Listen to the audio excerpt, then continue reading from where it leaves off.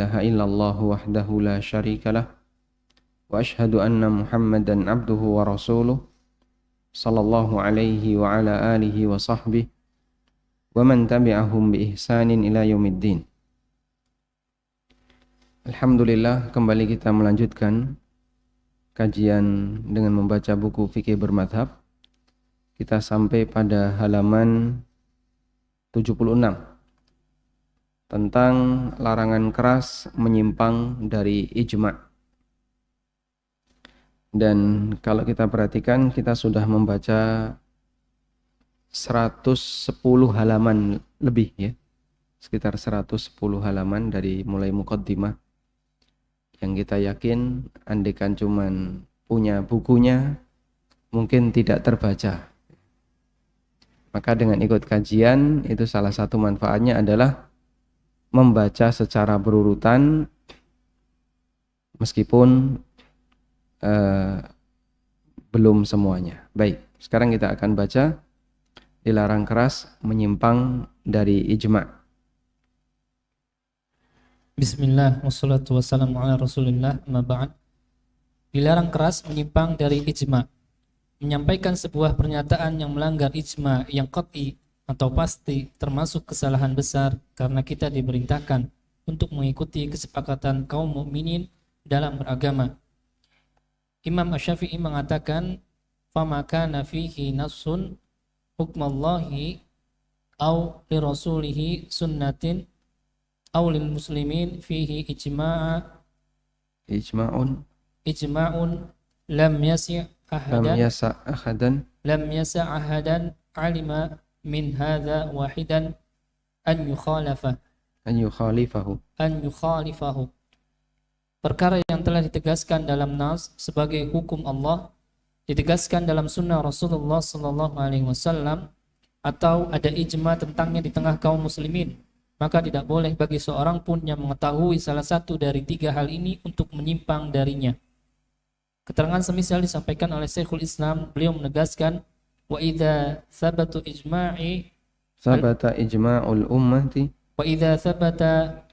ijma'ul ummati ala hukmi minal ahkami lam yakun li ahadin ay yakhruja an ijma'ihim fa innal ummata la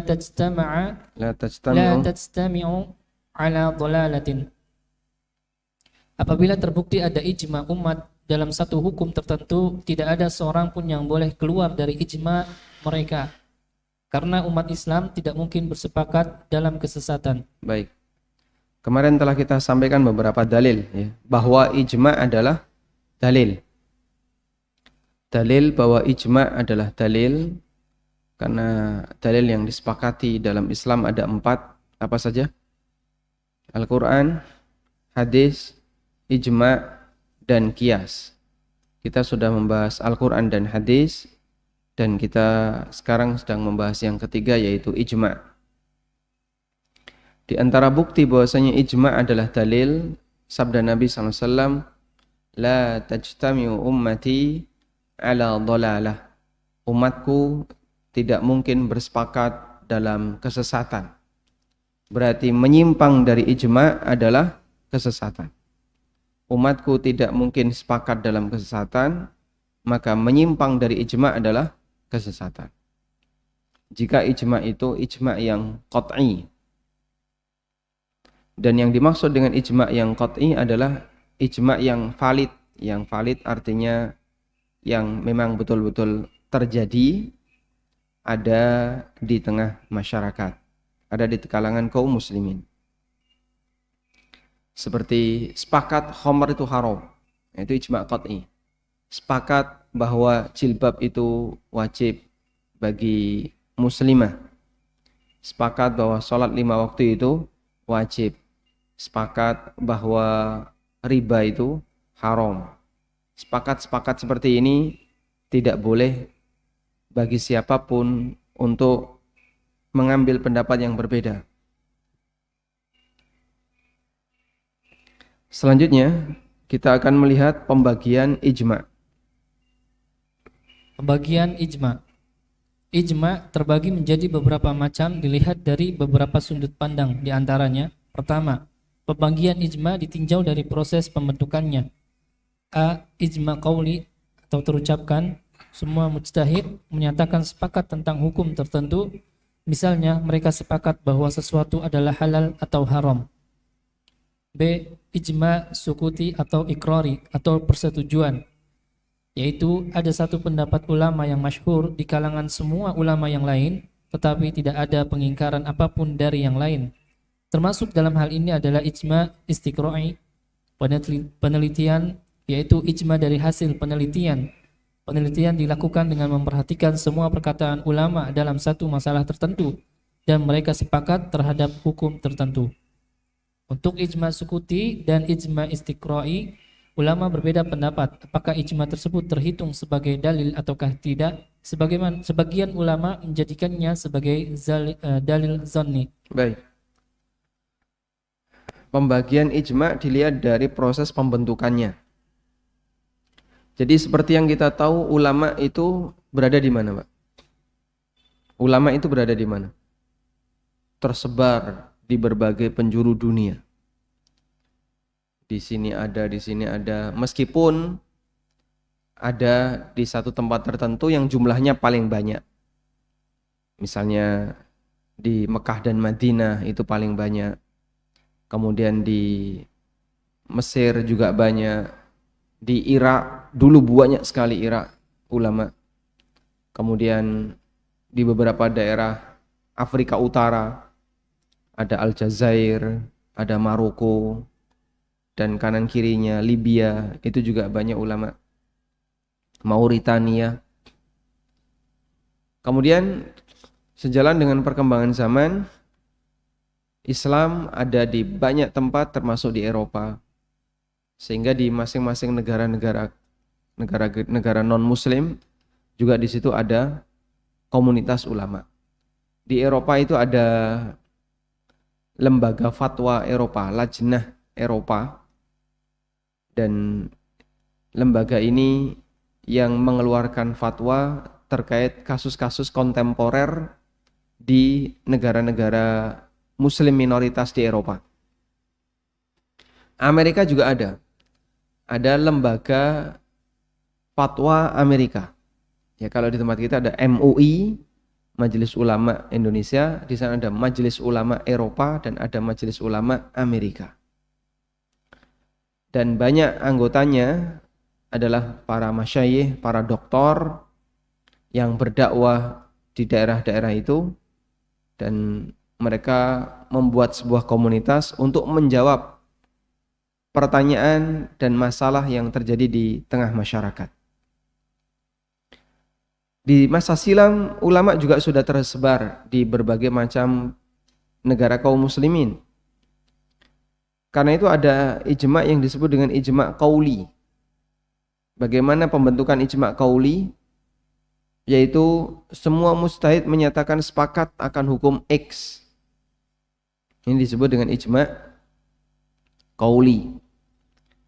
Contohnya seperti apa, Pak? Misal ya, di zaman sahabat, semua sahabat mengatakan X. Semua sahabat mengatakan X. Berarti mereka sepakat kalau X ini adalah kebenaran. Maka menyalahi hukum X ini kesesatan. Sebab umat Nabi SAW tidak mungkin bersepakat dalam kesesatan. Dan ijma qauli ini apakah terbentuk? Para ulama berbeda pendapat. Ada yang mengatakan kayaknya tidak mungkin ijma qauli itu terbentuk. Dan ada yang mengatakan mungkin saja itu terbentuk, tapi di masa ketika para sahabat itu belum tersebar di mana-mana. Yang kedua adalah ijma sukuti. Ijma sukuti itu begini. Ulama pada mendiamkan. Dan diam itu tanda setuju. Diam tanda apa? Setuju. Maka proses pembentukannya adalah ada ulama yang membuat pernyataan X dan pernyataan itu tersebar di mana-mana. Tapi tidak ada pengingkaran satupun dari ulama yang lain. Sehingga ketika tidak ada pengingkaran, indikator itu apa? Setuju. Lalu ada ijma yang disebut dengan ijma istiqra'i. ijma' istiqra'i itu ijma' berdasarkan penelitian. Ada orang meneliti dengan membaca karya-karya para ulama dari berbagai daerah. Karya A, karya B, karya C, dan seterusnya. Dibacain semuanya. Lalu ternyata dari hasil membaca itu, semuanya kompak untuk menyatakan X. Maka ijma' seperti ini disebut dengan ijma' istiqra'i. Biasanya untuk ijma' istiqra'i itu kalimatnya kayak gini. Yang saya tahu Pak, semua guru saya mengatakan seperti ini, yang saya tahu. Atau dia membuat pernyataan, saya tidak mengetahui ada ulama yang beda pendapat dalam masalah ini. Nah, kalimat saya tidak mengetahui ada ulama yang beda pendapat dalam masalah ini kan tergantung siapa yang ngomong. Kalau yang ngomong saya, Amin Nur Baiz, ya nggak dianggap. Kamu sudah baca berapa buku? Tapi kalau yang bicara Imam Nawawi, saya tidak tahu ada ulama yang beda pendapat dalam masalah ini. Yang bicara siapa? Imam Nawawi. Berarti kemungkinan besar memang tidak ada. Atau misalnya yang bicara Syekhul Islam Ibnu Taimiyah, berarti kemungkinan besar memang tidak ada. Karena mereka adalah para ulama ahlu tahqiq yang mendalami banyak sekali karya-karya para ulama sebelumnya, sehingga kalau beliau saja ngomong seperti itu, berarti kemungkinan besar tidak ada. Makanya kadang jadi standar begini ya. Seorang ahli hadis. Ada orang tanya, "Wahai Syekh, saya menemukan hadis seperti ini. Ini benar atau tidak?" Ahli hadis ini mengatakan, "Saya nggak pernah tahu hadis tentang ini." Berarti kemungkinan apa? Tidak ada. Kenapa? Karena jika seorang ahli hadis saja nggak pernah tahu, padahal beliau sudah banyak sekali membaca hadis, kemungkinan besar ini tidak ada. Kemungkinan besar ya. Baik. Itu yang disebut dengan ijma' istiqra'i. Dari hasil penelusuran yang dilakukan, tidak dijumpai adanya yang menyalahi hukum X, berarti hukum X ini beliau simpulkan nampaknya ulama sepakat dalam masalah ini. Ya, kemudian tentang ijma' sukuti dan istiqra'i tadi, ulama berbeda pendapat apakah terhitung ataukah tidak. Dan pendapat yang lebih kuat adalah masuk dalam kategori dalil dhonni. Masuk dalam kategori dalil dhonni. Dan kita bisa menjumpai banyak ijma' istiqra'i itu di beberapa buku fikih seperti Al-Mughni karya Ibnu Qudamah, Al-Majmu' karya Nawawi dan seterusnya. Baik, kita sebagai masyarakat awam gimana? Intinya mengenal kalau nanti ada yang mengatakan hukum ini sudah ijma', maka tolong untuk dihormati karena itu berarti termasuk hukum yang valid. Selanjutnya, yang kedua. Pembagian ijma' ditinjau dari tingkat kepastiannya. A. Ijma' qat'i atau absolut adalah ijma' dalam masalah yang diketahui oleh semua orang bahwa itu merupakan bagian dari aturan baku dalam syariat Islam atau ma'lum minnatiddin bid-darurah. Baik, ada istilah ma'lumun minaddin bid-darurah.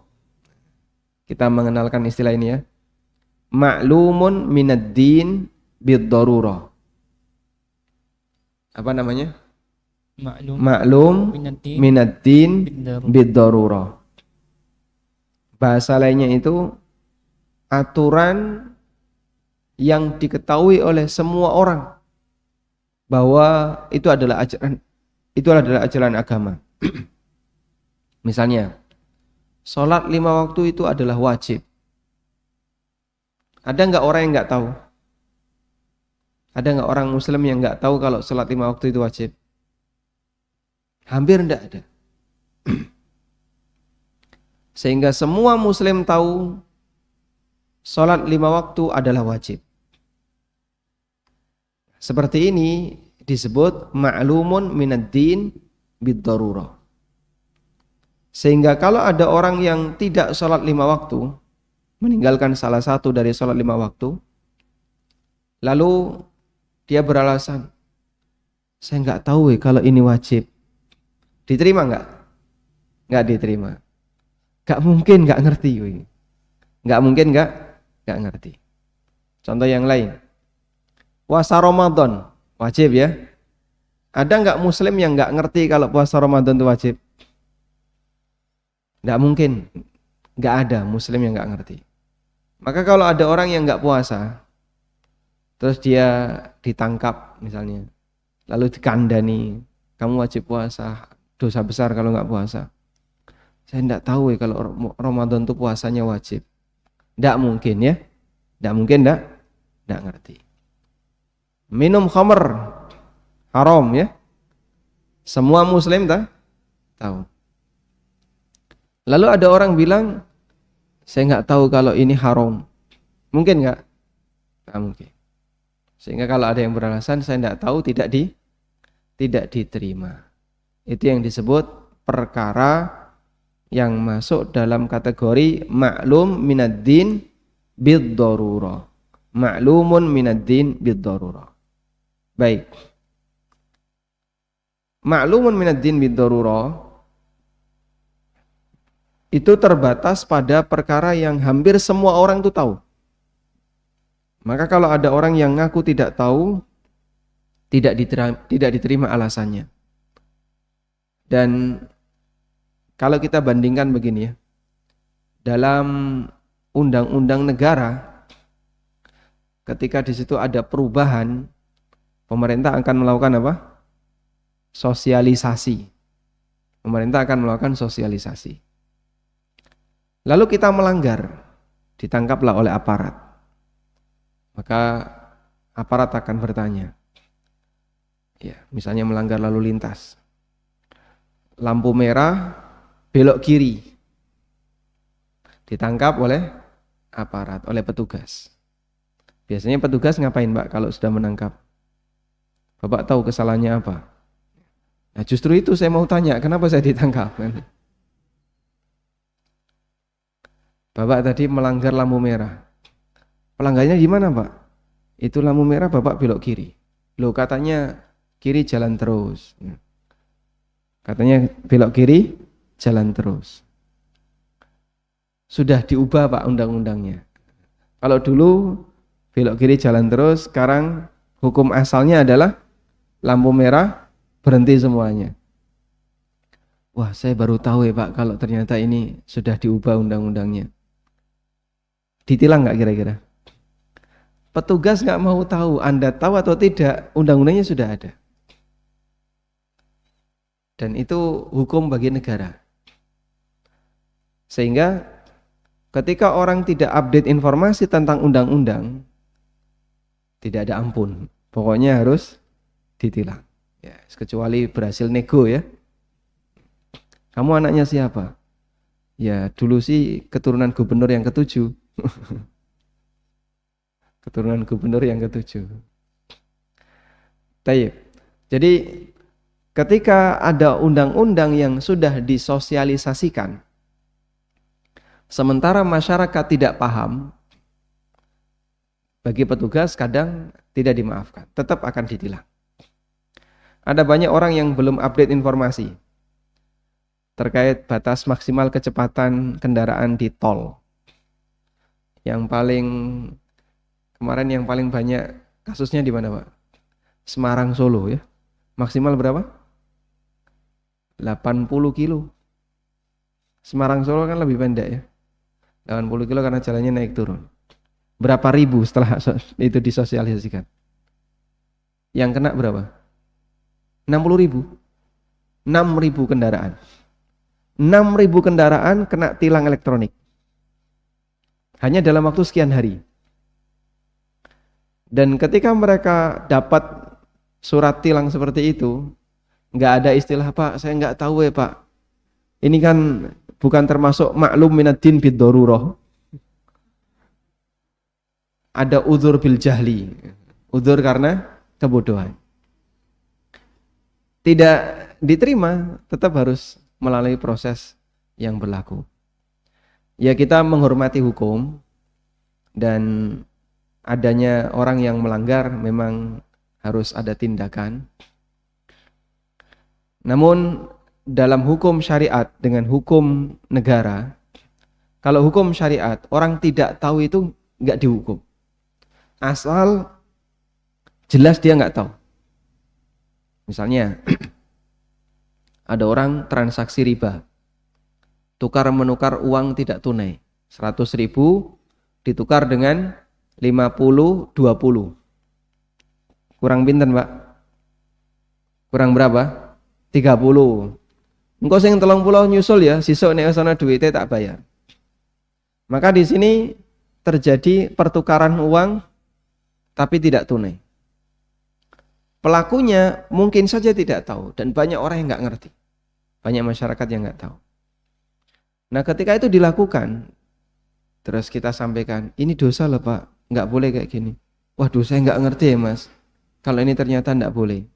Dalam syariat kita, orang yang berbuat dosa dan 100% dia nggak tahu, tidak dihukumi dosa. Karena syariat itu pemurah, dan Allah Subhanahu wa ta'ala zat yang maha pemurah. Ada laki-laki pakai emas misalnya, cincin emas atau gelang emas. Bisa jadi dia nggak tahu kalau itu haram. Nah, kemudian ketika diingatkan, Pak ini nggak boleh Pak, tolong dilepas. Ini hanya boleh dipakai untuk wanita. Oh nggak boleh toh? Iya nggak boleh, haram. Wah saya baru tahu kalau ini nggak boleh. Ya sudahlah saya lepas.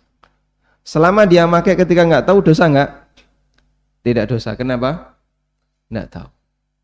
Sehingga hukum ketika bagi seorang muslim itu nggak tahu hukum syariat, dia tidak berdosa. Pertanyaannya, sejak kapan hukum ini disosialisasikan dalam Islam? 14 abad masa silam. Sosialisasinya itu sudah 1400 tahun yang lalu. Dan sekarang ada orang yang nggak tahu. Yang tadi aturan kecepatan di tol, sosialisasinya sekian hari, ada orang yang nggak tahu, nggak dimaafkan. Cuman baru sekian hari ya, bukan pakai ribuan tahun Pak. Ini hukum syariat, sosialisasinya 1400 tahun yang lalu. Sekarang ada orang yang melanggar dan dia nggak tahu. Dalam Islam dimaafkan. Kurang apa Pak? Betapa pemurahnya Allah Subhanahu wa ta'ala. Tapi kalau yang sudah pasti nggak mungkin ada orang yang nggak tahu, nah ini nggak ditoleransi. Ya. Jadi wong kok mau ngombe, asing jenenge urip kan mau mampir ngombe, kok malah ngeyel. Mungkin nggak dia nggak tahu kalau minum khamar itu haram? Nggak mungkin. Apalagi dia tinggal di negeri Muslim. Baik, ini penting untuk kita pahami terkait kasus ma'lumun minad-din bid-darurah. Misalnya, coba kita baca lanjutan. Misalnya, ijma' tentang wajibnya sholat 5 waktu, wajibnya haji bagi orang yang mampu, haramnya babi, dan haramnya khamr. Kemarin ada orang yang mengatakan, haji itu ngopo toh ndak repot-repot. Tanggal 9 Dzulhijjah, wayahe wong-wong kumpul puncaknya itu kan di Arafah. Mbok golek sing selo tanggal 10 apa tanggal 11 selo. Wukuf di Arafah mau diganti tanggalnya ya. Wukuf di Arafah tanggal berapa? 9 Dzulhijjah. Itu su-suan Pak itu. Orang itu harus apa? Ngantri-ngantri, terutama bis ya. Bis itu ngantri bisa berapa lama Pak Pur? Panjang sekali, lama itu. Untuk bisa masuk ke Arafah yang luasnya sedemikian luas itu, bis itu ngantri. Jamaah haji kan berpindah dengan menggunakan bis. Masuk ke Arafah pakai bis. Itu ngantri panjang sekali. Lah ngopo dadak golek sing padet kayak gitu, mbok golek sing selo ya. Misalnya tanggal 6 kan saya selo, okay? Tanggal 9 itu puncaknya, tanggal 6 wis kumpul ning ngono. Nanti tanggal 7 pindah ke Mina kan selo itu. Akhirnya dilakoni ya batal. Dan dulu ada orang liberal yang mengusulkan agar haji itu dipindah jangan di bulan Dzulhijjah. Bulan Muharram atau bulan Safar, ya kan selo jadi. Enggak perlu suk-sukan. Subhanallah. Seperti ini diterima enggak, Pak? Enggak diterima. Ini orang yang mau nggawe dolanan syariat, membuat permainan syariat, dan dia tidak menghargai syariat. Selanjutnya, B. Ijma zonni atau dugaan, yaitu ijma yang dibangun berdasarkan dugaan kuat bahwa para ulama sepakat dalam masalah tersebut. Misalnya ijma ulama bahwa makan ketika sholat bisa membatalkan sholat. Ada beberapa pembagian ijma dari sudut pandang yang lain, tetapi di buku ini kita cukupkan ada 2 sudut pandang di atas. baik. Jadi kalau ijma dzanni ini sifatnya ijma yang dibangun berdasarkan dugaan kuat, ulama sepakat. Tapi kalau semuanya yakin pasti keabsahannya disebut ijma apa tadi? Qat'i. Salat ngentut batal atau tidak? Batal. Ada enggak muslim yang enggak tahu? Ada enggak muslim yang enggak tahu? Mungkin ada. Mungkin ada yang baru masuk Islam atau apa? Dia belum mengerti tentang bagaimana fikih salat. Wudu tapi garing sikut. Sikutnya kering. Wudu sikutnya kering. Bagaimana hukum wudunya? Batal. Tidak sah. Ada enggak orang yang enggak tahu? Banyak yang enggak tahu. Sehingga dia enggak ngerti. Wudu yang sah itu enggak ngerti. Padahal wudu lalu ada sikut yang garing, tumit garing, masih kering. Ini statusnya batal berdasarkan ijma ulama. Sebab anggota wudu itu sampai siku harus basah. Kemudian kaki sampai mata kaki harus basah. Meskipun masih ada beberapa orang yang enggak tahu dan masih banyak orang yang melanggar. Baik. Kita ketika sudah mengenal istilah seperti ini, insya Allah kalau menjumpai kasus yang semisal lebih bisa memposisikan diri. Sekarang kita lanjutkan cara mengetahui ijma. Cara mengetahui ijma. Ada 2 cara untuk mengetahui ijma dalam hukum syariat. Pertama, dengan melakukan penelitian, yaitu merangkum keterangan para ulama di masing-masing disiplin ilmu syar'i. Misalnya merangkum berbagai keterangan dari para sahabat tentang masalah tertentu, sehingga bisa disimpulkan ijma sahabat dalam masalah tersebut. Kedua, melalui keterangan ulama peneliti atau ahlut tahqiq, seperti keterangan Imam Nawawi, Syekhul Islam Ibnu Taimiyah, Al-Hafidz Ibnu Hajar, atau keterangan para ulama yang sekelas dengan mereka. Ada yang disebut dengan ulama ahlut tahqiq. Ulama ahlut tahqiq itu bahasa kita ya, ulama peneliti. Yang mereka adalah ulama-ulama yang sangat banyak membaca, banyak meneliti karya-karya para ulama. Di sini saya sebutkan ada 3 nama. An-Nawawi, Ibnu Taimiyah, Ibnu Hajar. Kalau mau ditambahkan siapa lagi Pak? Banyak sekali ya. Contohnya Asy-Syaukani, As-Suyuti. Contoh yang lain sebelumnya Ibnu Abdil Bar, Al-Kasani, dan nama-nama seperti ini mungkin jarang kita kenal. Masyarakat kita tidak mengenal para ulama pendahulunya. Banyak di antara kita. Karena kita tidak banyak bersinggungan dengan buku-buku yang mereka tulis. Wallahu a'lam. Taib. Selanjutnya, jadi tadi ada 2 cara untuk mengetahui ijma. Yang pertama apa? Merangkum keterangan-keterangan para ulama. Ini bagi kita sangat sulit. Yang kedua, melalui keterangan ulama peneliti. Nah, ini yang lebih mudah. Maka seperti para asatidah yang ada di Indonesia bisa mengatakan ini ijma, itu biasanya berdasarkan keterangan dari ulama peneliti. Ini ijma menurut keterangan Imam Fulan. Ini ijma menurut keterangan Imam Fulan. Selanjutnya,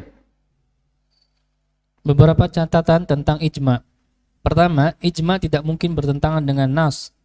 Jika ada yang mengatakan bahwa ada ijma yang bertentangan dengan nas, ada dua kemungkinan. A. Pernyataan ijma itu salah karena tidak mungkin ijma menyimpang dari kebenaran. B. Nas tersebut sudah mansukh. Ibnu Qayyim menjelaskan, wa mahalu wa muhalun an tajmi'a al-ummatu ala khilafin nassin illa an yakuna lahu nassun akharun yansakhuhu. Umat mustahil sepakat dengan sesuatu yang menyalahi nas kecuali jika ada nas lain yang mansukh yang menasnya. Baik. Jadi yang pertama, ijma tidak mungkin menyalahi nas. Nas itu apa, Pak? Nas. Nas. Apa? Dalil yang sahih dan maknanya jelas. Dalil sahih yang maknanya jelas disebut apa? Nas. Misalnya, kutiba alaikumusiyam, diwajibkan bagi kalian untuk berpuasa. Namanya apa ini? Nas. Kenapa? Ini Al-Quran. Pasti sahih ya? Maknanya jelas? Jelas. Ini disebut apa? Nas. Kalau ada ijma yang menyalahi nas, maka ada dua kemungkinan. Ijma'nya yang salah, atau yang kedua, nasnya yang sudah dihapus. Yang kedua, catatan kedua.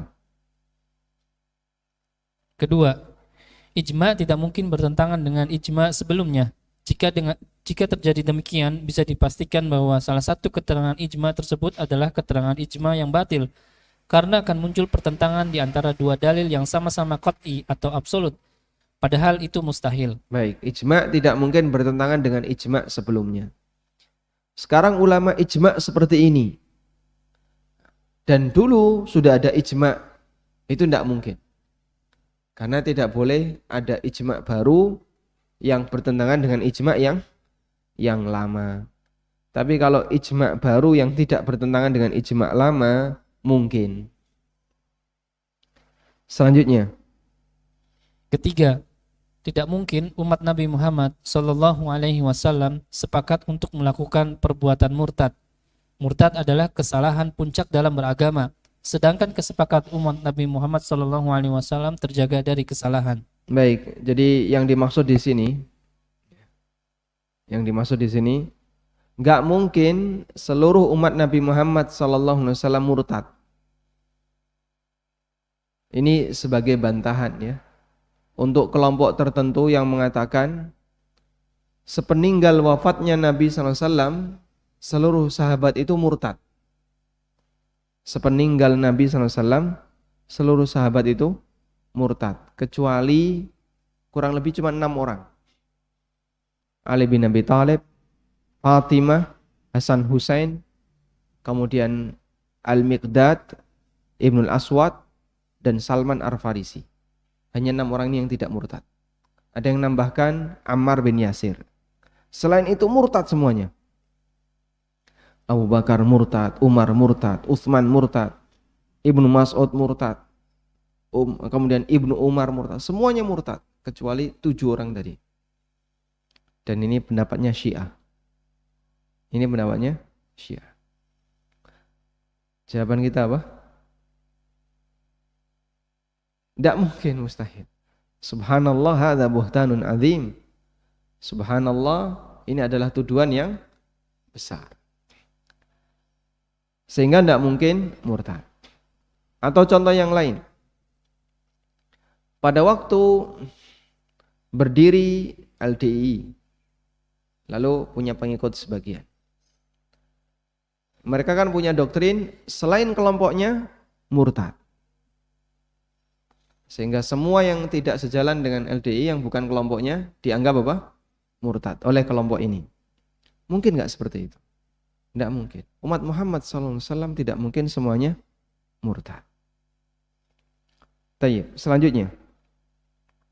Keempat, tidak mungkin ada kebenaran yang hilang di tengah umat Nabi Shallallahu Alaihi Wasallam. Kebenaran pasti akan selalu ada di tengah umat Nabi Muhammad Shallallahu Alaihi Wasallam, baik yang disepakati maupun yang diperselisihkan. Tidak ada ulama yang mengetahui semua kebenaran, tetapi keseluruhan umat tidak akan kehilangan kebenaran itu. Ini sebagai konsekuensi bahwa kesepakatan umat ini terjaga dari kesalahan. Dipahami insyaallah ini? Yang keempat, tidak mungkin ada kebenaran yang hilang di tengah umat Nabi Muhammad sallallahu alaihi wasallam. Karena kebenaran itu pasti akan selalu ada di tengah umat Nabi sallallahu alaihi wasallam. Memang tidak ada ulama yang mengetahui semua kebenaran, tetapi keseluruhan umat tidak akan kehilangan kebenaran itu. Maksudnya gimana Pak? Misalnya begini. Kebenaran 100%. Kebenaran itu apa? Adalah wilayah 100%. Ada 100 ulama.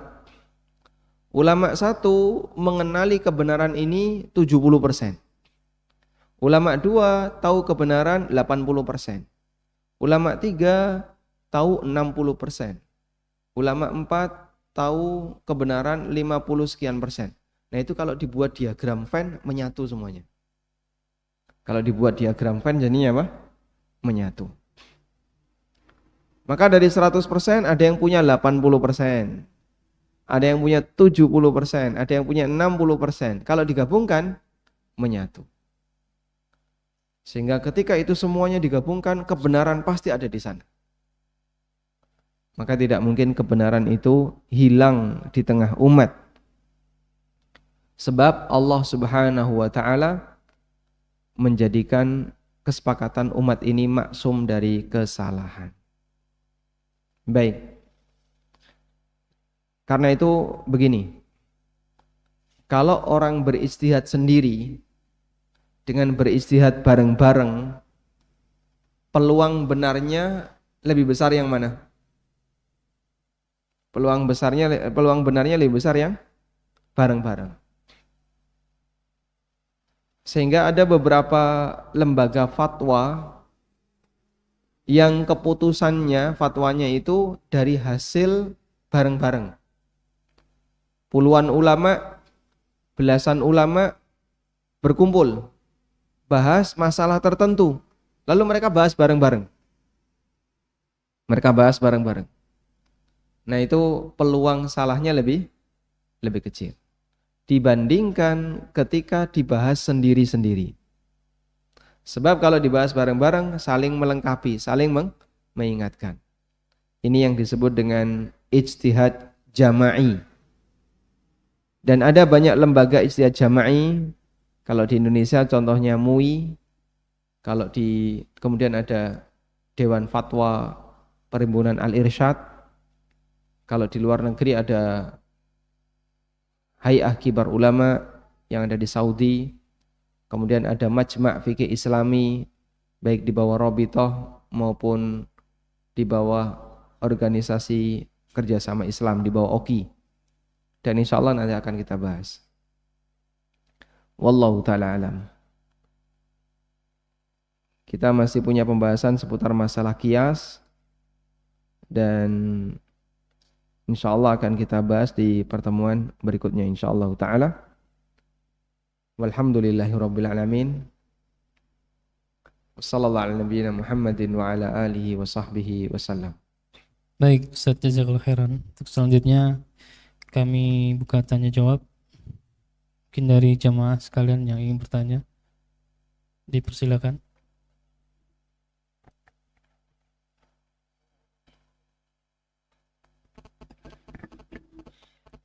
Assalamualaikum warahmatullahi wabarakatuh. Waalaikumsalam. Alhamdulillahirabbil alamin. Kami tanyakan Pak Ustaz, langsung saja.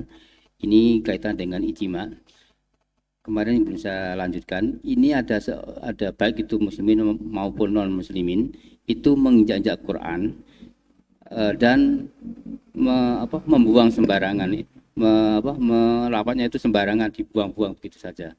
Nah, ini apakah termasuk suatu melanggar ijma? Ada kaum muslimin yang iya, maupun non itu kadang-kadang dalam media-media itu kan Al-Quran ditumpuk, diinjak gitu loh, dibuang-buang, menginjak Al-Quran. iya, sembarangan. Terima kasih. Assalamualaikum warahmatullahi wabarakatuh. Waalaikumsalam warahmatullahi wabarakatuh. Baik. Ada nggak perbuatan non-muslim yang menyalahi ijma? Hah? Oh ya, banyak sekali ya, hampir semuanya. Menyembah selain Allah itu hukumnya apa? Musyrik, kesyirikan. Dan itu dilakukan oleh non-muslim. Ya, tapi kan ini di luar agama. Sehingga sudah beda ranah pembahasannya. Ini pembahasan ranah akidah. Karena itu ketika ada non-muslim yang menyalahi ijma, ya memang dari awal dia sudah menyalahi ijma. Sudah beda agama dengan kaum muslimin. Yang kedua, jika ada muslim yang menyalahi ijma, apa hukumnya? Dia melakukan perbuatan dosa jika tahu. Kalau tidak tahu, ya dan betul-betul nggak tahu, maka dia dikasih uzur. Dia dikasih uzur. Tayyib.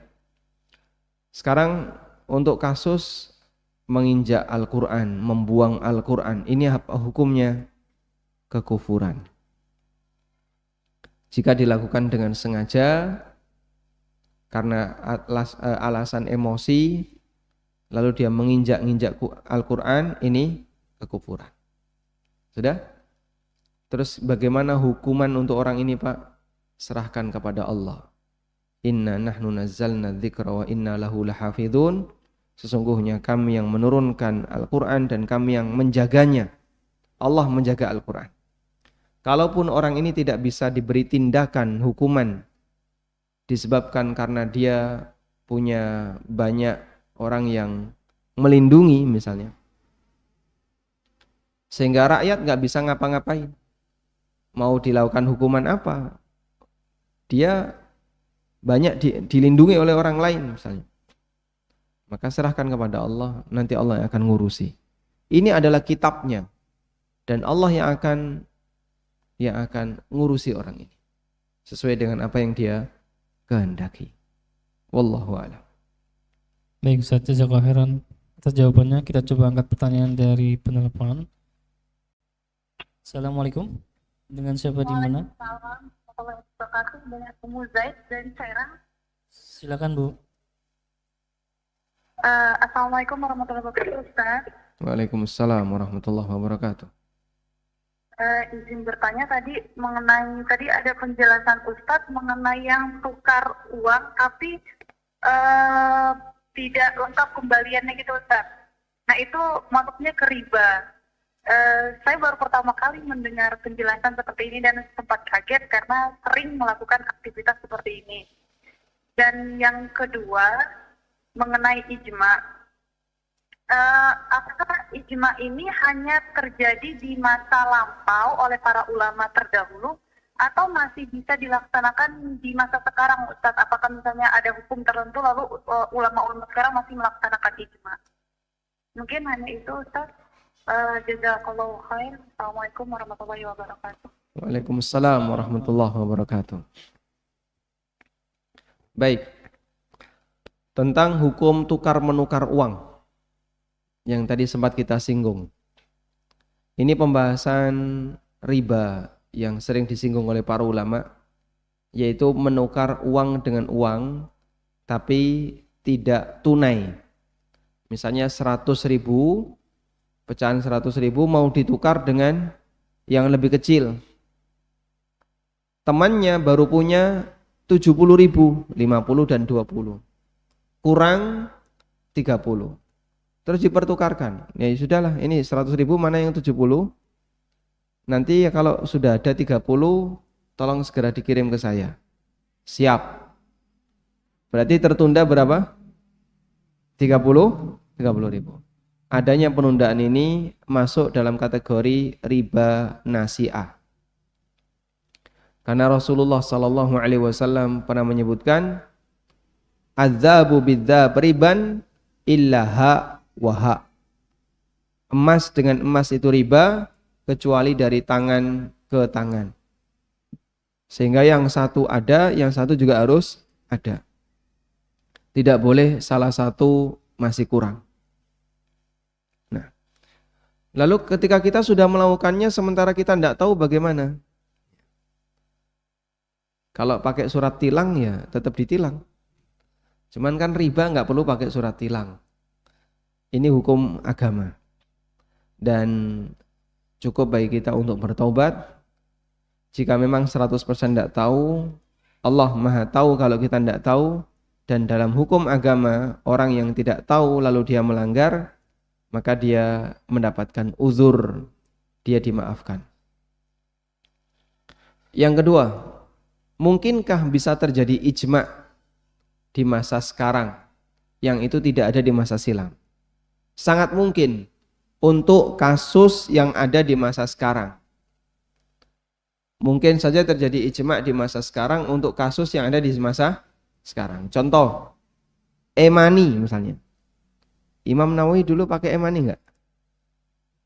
Ya? Atau pakai GoPay? Baik. Kita tahu para ulama di masa silam mereka tidak menggunakan itu. Ini adanya belakangan. Terus bagaimana ngukurnya?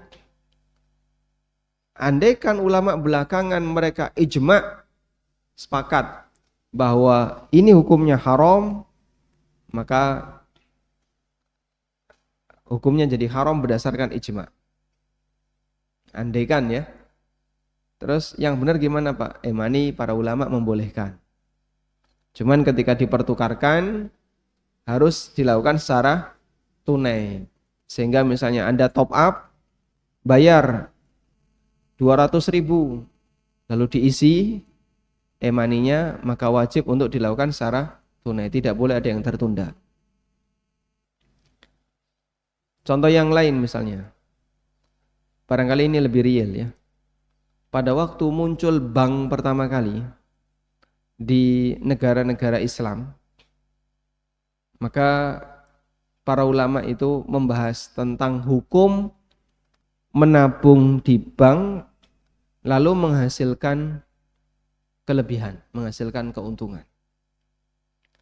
Ada muktamar yang diselenggarakan di Kairo, Mesir, yang dihadiri lebih dari 300 ulama di masa itu, mungkin sekitar tahun 40-an, 1940-an. Dan 300 ulama itu dari berbagai negara ya. Mereka dengan sepakat mengatakan bahwa bunga bank adalah riba. Akhirnya itu jadi acuan. Sehingga sering bagi para ulama yang menyinggung masalah riba, hasil muktamar ini diangkat. Jika ini kita sebut sebagai ijma', karena ada sekian ratus ulama dari berbagai negara. Lalu kita sebut, anggaplah ini ijma'. Berarti ada ijma' yang baru terbentuk karena kasusnya baru ada. Paham insyaallah? Sehingga mungkinkah ijma' terbentuk belakangan? Mungkin untuk kasus yang baru ada belakangan. Wallahu a'lam.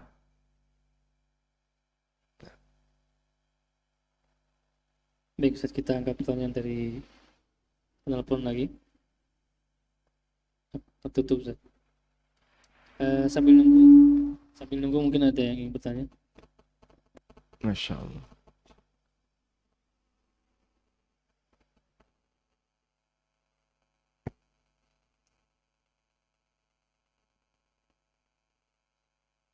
Assalamualaikum Ustaz. Waalaikumsalam warahmatullahi wabarakatuh. Izin bertanya Ustaz. Ustaz tadi menyampaikan bahwa kalau kita tidak tahu syariat itu, jika kita melanggar itu tidak dihukum atau tidak berdosa. Apakah sangat relevan dengan keadaan sekarang yang notabene kita bisa belajar dari media ataupun dari kajian-kajian? Kadang juga orang milih saya mending tidak tahu saja, karena dengan nanti tahu akan tahu takut konsekuensinya, dan mending tidak tahu dengan memilih aman, tidak berdosa ketika kita tidak tahu. Seperti itu, Ustaz.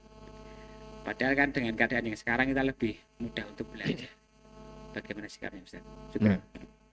Masya Allah. Lo aman dadi wong bodoh timbangane dadi wong pinter. Maka nek urusan agama pertahankan kondisi tidak tahu. Wah, ini bahaya ya prinsip seperti ini. Baik. Apakah masih relevan pada kondisi zaman sekarang di mana orang bisa mengakses ilmu agama itu dengan sangat mudah? Tinggal buka ini aja udah ya. Yang ini tidak lebih luas daripada mendoan. Tapi dia bisa mengakses apapun yang dibutuhkan oleh orang, informasi-informasi lengkap. Kaidah bahwa orang yang tidak tahu tidak berdosa jika berbuat salah itu kaidah umum. Tapi bagaimana mengukur orang itu tidak tahu kembali kepada masing-masing individu. Dan Allah Maha tahu apakah orang ini tahu atau tidak tahu. Atau pura-pura tidak tahu. Karena ada dua, ada yang tahu dan ada yang tidak mau tahu. Kalau tidak mau tahu, latar belakangnya kadang karena sebenarnya dia itu sudah pernah ngerti. Katanya sih nggak boleh, tapi saya nggak mau untuk tahu lebih dalam. Berarti aslinya apa? Dia sudah tahu. Gue nggak wedi dosa. Jadi wis dosa. Oh, dia sudah ngerti. Cuman dia nggak mau tahu lebih dalam, sehingga aslinya dia itu sudah tahu, tapi dia tidak mau mempelajarinya. Contoh ya, beberapa kasus kemarin yang sudah pernah saya ceritakan itu. Ada orang yang dia membawa buku Ada Apa Dengan Riba pulang ke rumah. Buku Ada Apa Dengan Riba ini yang membahas tentang masalah riba. Ditaruh di meja. Lalu suaminya, ini yang bawa ibu-ibu ya, ditaruh di meja. Suami itu marah. Dan dia bilang, "Kowe nek mbuka buku ini, omamu kobong." Dia takut, ketakutan sekali, sampai ngancam istrinya nggak boleh buka buku ini. Karena dari judulnya saja dia itu sudah tahu ini bahas apa? Pelanggaran yang dia lakukan. Ya wallahu alam, saya juga nggak ngerti kenapa orang ini ketakutan untuk membaca buku itu, padahal saya tidak cerita horor di sana. Berarti sebenarnya dia sudah tahu atau belum? Sudah tahu. Dia tahu kalau riba itu haram, dan dia juga tahu kalau praktek yang dia lakukan adalah praktek riba. Nah, nggak mau baca buku itu karena dia takut nanti akan melihat ancamannya kayak gimana, kemudian bagaimana detail perbuatannya. Makanya jangan takut untuk mendekat kepada ilmu. Ilmu itu menenangkan, memperbaiki diri, sedangkan maksiat itu merusak kita dan lingkungan.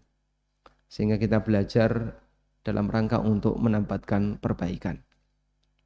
Sekarang ada nggak orang yang masih memungkinkan untuk nggak tahu? Ya masih mungkin, kita hargai. Misalnya nggak tahu sama sekali. Intinya dikembalikan kepada kejujuran masing-masing. Dan Allah Maha tahu siapa orang yang tidak tahu dan siapa yang tidak mau tahu. Wallahu a'lam. Baik, Ustaz. Jazakallahu khairan atas jawabannya. Baik, kita akan coba angkat pertanyaan dari penelpon, Ustaz. Ya, Assalamualaikum, dengan siapa di mana? Silakan. Waalaikumsalam. Saya dari Riyadh, Jogja. Silakan. Assalamualaikum. Ya, silakan. Iya, mau tanya Waalaikumsalam. Ustaz. Jadi gini, saya itu kan minum obat penunda haid. Setelah hampir 2 mingguan minum obat, tapi keluar flek. Nah, karena keluar flek itu kan obatnya juga habis. Saya kemudian konsultasi lagi ke dokter untuk dapat minta obat yang baru untuk memberhentikan, karena saya nggak srek gitu ya puasa. Saya masih tetap puasa, sholat dan lain-lain. Karena saya pernah dengar dari Ustaz Firanda, maaf sebelumnya, katanya kalau minum obat penunda haid, kalau keluar flek itu bukan darah haid.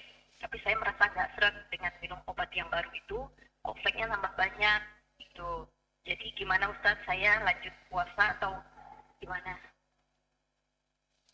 Cukup, Bu? Iya. Baik.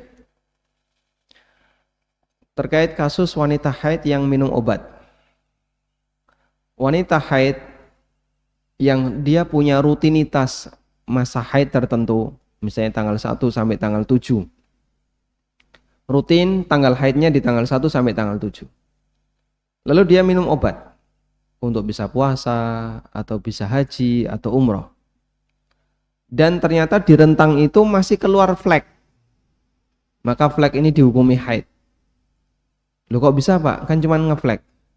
Karena aslinya itu adalah haid yang ditahan. Sehingga ulama mensyaratkan wanita yang minum obat di masa haidnya, tapi kemudian dia pengen sholat. Syaratnya nggak ada darah yang keluar. Nggak ada flek, nggak ada spot. Kalau dia bisa memastikan kering, tidak ada darah yang keluar, maka boleh sholat, puasa, dan seterusnya. Tapi kalau masih keluar, tidak boleh sholat, tidak boleh puasa, meskipun hanya flek. Tapi kalau fleknya keluar di selain masa haid, misalnya haidnya tanggal 1 sampai tanggal 7, keluarnya di tanggal 10. Keluarnya di tanggal 10, dan itu di luar masa rutinitas haidnya. Maka ini tidak dihitung sebagai haid, karena flek yang tidak keluar terus-menerus, spot atau flek yang hanya sedikit, tidak sampai penuh 1 hari, tidak dihitung sebagai haid. Sehingga flek yang tidak dihitung haid itu flek dalam posisi tidak ada intervensi obat. Atau flek di posisi ada intervensi obat. Tanggal 1 sampai tanggal 7 Anda biasanya haid, tapi karena dikasih obat akhirnya ngeflek, sehingga darahnya tidak keluar banyak, tapi tetap keluar, tapi bentuknya flek, tetap dihukumi haid, sehingga tidak boleh puasa dan seterusnya sebagaimana wanita haid. Wallahu a'lam. Baik, Ustaz, kita coba angkat kembali pertanyaan dari penelpon. Assalamualaikum, dengan siapa di mana? Silakan. Bisa dikecilkan dahulu. Ya. Mohon maaf, bisa dikecilkan dulu suaranya.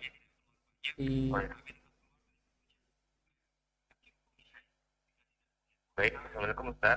Waalaikumsalam warahmatullahi. Silakan Pak.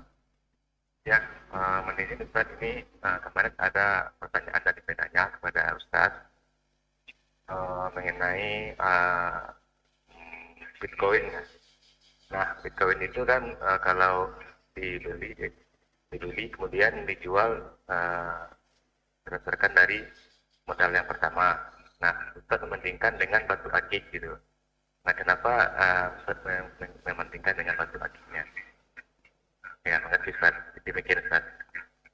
Oh iya, baik, terima kasih. Ya. Tolong diulang. Menyamakan untuk Bitcoin dengan batu akik, Ustaz. Iya. Jadi kalau Bitcoin dijual dengan modalnya,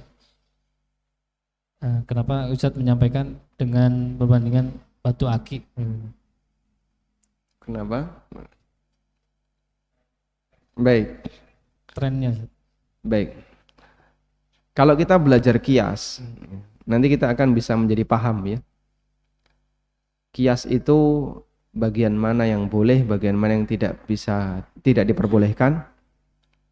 Dan kias yang sifatnya sebagian, kias yang sifatnya keseluruhan. Saya berbicara masalah Bitcoin dan terkadang juga menyinggung akik. Itu dengan metode kias menyamakan karakter. Akik itu gimana karakternya? Tiba-tiba melejit tinggi harganya, terus terjun bebas. Tergantung dari apa? Peminatnya. Begitu orang masih tergila-gila dengan akik dalam posisi tidak sadar itu ya. Mereka Masya Allah jual beli akik itu sampai harganya miliaran, ratusan juta, puluhan juta.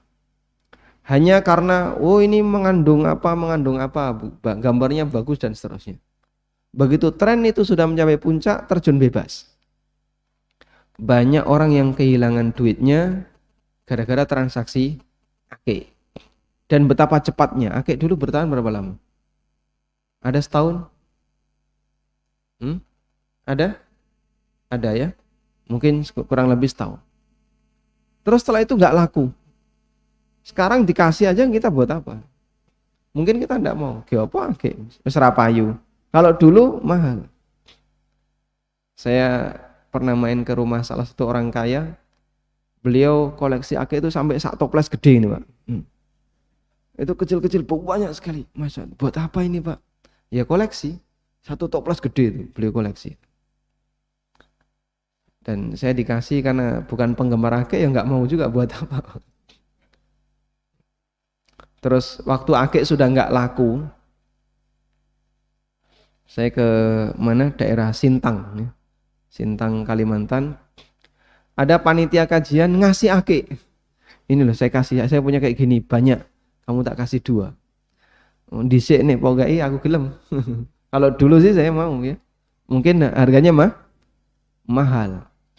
Sekarang ini sudah nggak laku, dibuang aja udah nggak ada orang yang mau nemu, karena dia jadi sesuatu yang sudah tidak laku. Padahal dulu masya Allah sampai direwangi golek ake neng kali, ya. Kungkung, kemudian gali-gali pasir untuk bisa dapat ake dulu ya. Sekarang sudah nggak laku. Baik, karakter Bitcoin seperti itu, tergantung dari minat para penggemarnya. Ketika masih berminat banyak, naik. Ketika peminatnya pada hilang, turun. Dan ada banyak cryptocurrency yang nasibnya demikian. Ada cryptocurrency yang karena ditinggal oleh para peminatnya, cuman ditinggal, Pak. Hilang nilai, 0 jadi. Padahal dulu termasuk yang berprestasi, nilainya belasan juta, bahkan puluhan dulu. Ya. BitConnect namanya. Nah, BitConnect dulu awal-awal itu tinggi nilainya. Terus ditinggal sama peminatnya, langsung terjun bebas. Sekarang 0 nilainya. Nah, yang dikhawatirkan Bitcoin terjadi hal yang sama. Sebagaimana itu bisa terjadi pada satu kripto, ini juga bisa terjadi pada kripto yang lain. Apalagi yang namanya kripto itu selalu dibuat, ada selalu kripto yang baru. Kripto baru itu selalu muncul. Sehingga ada waktunya ini pasti akan bergeser. Orang bosan di sini pindah ke sini, bosan di sini pindah ke sini lagi. Kayak gini mau dijadikan sebagai alat investasi, gorornya sangat besar, maka hukumnya tidak diperbolehkan. Karena itu kami tekankan jangan invest di tempat semacam ini. Dan obrolan saya dengan Ustadz Irwandi, beliau ngasih cerita ada 1, sekian triliun uang orang Indonesia hilang gara-gara Bitcoin, gara-gara kripto. Kenapa, Pak? Waktu beli mahal, kemudian ketika harganya murah, ya dijual jadi murah. Sehingga dia bermodal 100 juta, tinggal 30 juta. Ada yang bermodal sekian puluh juta, tinggal setengahnya. 1, sekian T orang Indonesia duitnya hilang. Hanya untuk permainan Bitcoin atau kripto yang lainnya. Makanya sangat tidak direkomendasikan untuk investasi di dunia cryptocurrency. Wallahu a'lam wa sallallahu ala nabiyyina Muhammadin wa ala alihi wa sahbihi wa sallam. Wa akhiru da'wana alhamdulillahi rabbil alamin. Subhanakallahumma wa bihamdika asyhadu an la ilaha illa anta astaghfiruka wa atubu ilaik. Wassalamualaikum warahmatullahi wabarakatuh.